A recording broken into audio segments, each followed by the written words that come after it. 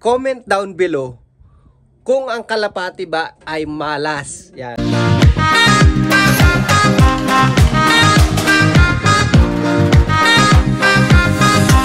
So yung mga kalapatids, nakita nyo na naman yung pagmumukha ko. Yan. Good morning, good morning.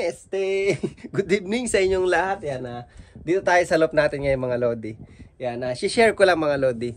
Yan. Comment down below kung ang kalapati ba ay malas. Yan. So, ikukwento ko lang yung mga naging karanasan ko, experience ko sa buhay sa pagkakalapati. So, nung bata pa kasi ako, makwento ko lang sa inyo. Parang mga around 7 years old ako, o mga, let's say, 7 to 10 years old ako nun. Mahilig na ako sa kalapati. But yung nanay ko, ayaw niya ng kalapati. Talagang hindi ako makapagkalapati nung araw. Talagang tinatago ko pa. Katulad nung bibili ako ng kalapati, parang bili ko pa nung unang ibon ko, parang 40 pesos o 60 pesos sa palengke mga lodi. And then ginupitan ko pa ipakpak nung parang di makalipad. Tapos itinatago ko yun dun sa ilalim ng silong ng bahay namin. Yung silong yung parang bodega sa ilalim ng bahay yun. So tinatago ko dun. Mantakay mo kawawa yung ibon.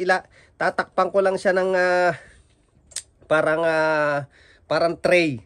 Yan, tatakpan ko lang siya dun.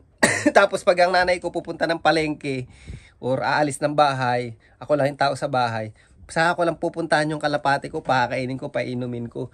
Ganon ako kahirap magkalapati dati kasi talagang ayaw na ayaw ng nanay ko kasi daw malas. Yan, at hindi lang naman ng nanay ko nagsasabi, marami ring mga matatanda nung araw sinasabi na malas daw yung kalapati. So, yan, para ngayon sa dumating, so talagang year by year hanggang sa naging siguro na lumuwag-luwag lang ako, pwede na ako magkalapati nung nagkatrabaho na ako. Ang problema, nag-abroad ako. Yan, so nahinto rin yung pagkakalapati ko, pero yun, ngayon para sa akin siguro malas kung pinag-aawayan nyo na yung kalapati. Bigyan ko kayo ng example. Masasabi ko lang malas or hindi maganda, bad habit kumbaga. Kunwari mo sa isang pamilya, katulad ko, isang pamilya, may anak, may asawa, lahat. Ang nangyayari, last time kasi, so dumating na ako dito sa New Zealand, siyempre may pamilya na ako, tapos nagkalapate ko. So halos ng oras ko nauubos sa kalapati mga lodi. Tulad niyan, gabi pupunta pa ako sa kalapati, sisilipin ko. Pag uwi ko galing trabaho, sisilipin ko. Weekend, sa halip na oras ng family time namin, magre-race ako, magbo-basket, magre-race, strike off, nauubos yung oras ko. So honestly, sa madaling salita, talagang pinag-aawayan namin ni Sexitarian mga lodi. So ayun yung masasabi kong malas kasi napapabayaan mo na yung pamilya mo. Admit naman ako dun. Pero yan, thank you pa rin kay Sexitarian kasi sinusuportahan tayo kahit na nagagalit sa atin pagka sobra-sobra tayo sa kalapati. But fully support pa rin sa atin. Pero yun nga, pero syempre sa pagkakalapati katulad nito, kasi ang racing pigeon hindi naman alam mo yung parang pet ka lang, yung parang gusto mo lang mag-alaga. Kasi pag nag-racing pigeon ka, talagang gugugulan mo ng oras kasi ibibreed mo. Ang pagbibreed pa lang, i-deworm mo na, gagamutin mo na. Pag nag-inakay, kailangan, alam mo yung pagkain, nandoon, training, hanggang sa mag-race na yan, nakakapagod. Whole year round talaga talagang busy ka. Kasi ganun ang routine ng buhay mo, lalo pag may pamilya ka. So, ayun yung masasabi kong medyo malas. Sabi natin ayun yung meaning sa akin ng kalapati na malas. Kasi nga napapabayaan ko yung pamilya ko, mas more on kalapati ko. Pero mas ang doon, dapat balance. Dapat 'di ba, may time ka para sa kalapati, may time ka rin para sa mga sa mga pamilya sa pamilya mo, yan. So, pero masasabi ko, swerte yung kalapati mga lodi. Alam niyo kung bakit? Share ko lang uli.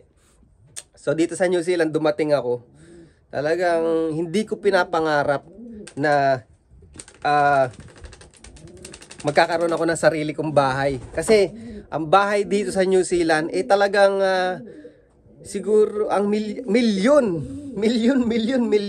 Hindi Philippine peso dolyar mga lodi. Yan. So siguro ang bahay dito mga nasa 30 million mga lodi sa peso. Yan. So dahil dito sa Kalapate, masasabi ko ito nakwento ko na kay Secretary to. Ang masasabi ko, nung nag-house hunting na kami, ang budget lang namin is yung yung townhouse, yung dikit-dikit na bahay, kumbaga tawagin sa atin ni apartment. Kasi yun ay uso dito kasi napakamahal ng bahay. So yung townhouse, walang bakuran yun mga lodi, tapos dikit-dikit ang bahay. Siyempre pag may Kalapate ka, nagparonda ka, pag lumapag sa bubong yun, magrereklamo yung mga kapitbahay mo. So talagang ako, pag nag-house hunting kami, ayoko nga bahay na ganun nga na apartment. Talagang kahit alam namin, o alam ko na yung budget namin pabiling bahay, excuse me, pang townhouse lang o apartment, talagang tumitingin kami yung bahay na nakabukod lang. Kasi nga sabi ko, kailangan may bakuran. Matatawa ka nga sa akin mga lodi kasi pag nag-house hunting kami, tumingin kami ng bahay na gusto namin bilhin o naniningin kami ng bahay na bibili namin. So hindi agad ako sa bahay pumapasok. Pag pumasok ako doon sa loob ng bakuran, doon agad diretso ko bakuran kasi tinitingnan ko kung merong paglalagay yung Kalapate ko. So ayan, big blessing. Talagang nakakita kami ng swak sa budget namin na merong maliit na bakuran. Kaya happy na ako dito sa loob natin mga lodi ko. Naaalala nyo sa mga dati ko ng followers, yung bahay na dati, nirerentahan ko lang yung mga lodi. Kaya hindi ako makapagpagawa ng malaking loop.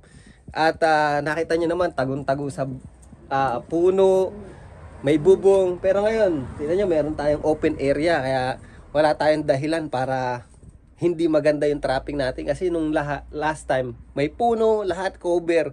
Pero yung trapping natin, diretso trapping, di ba? But yun, balik tayo dun.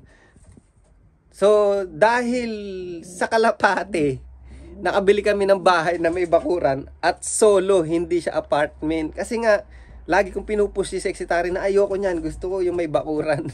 Pero sinasabi ko minsan na walang laruan yung bata, pero honestly walang lalagyan yung loop ko. Yan. So, yan.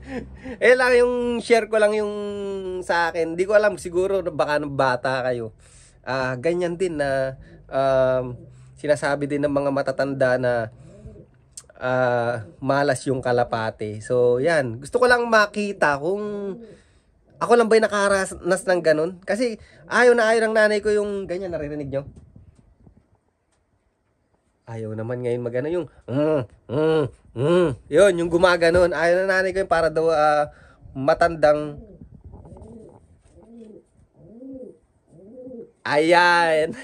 Yung sounds na yun ayaw ng nanay ko kasi para daw matandang umiiyak, ganon. So kaya malas daw. Basta, hindi ko alam kung makita, hindi ko alam talaga bakit malas. So hindi lang naman nanay ko nagsabi, no, marami rin patay matatandang mga nakakasalamuha ko dati. But anyway, yan, comment down below kung totoo bang malas yung Kalapate. Okay?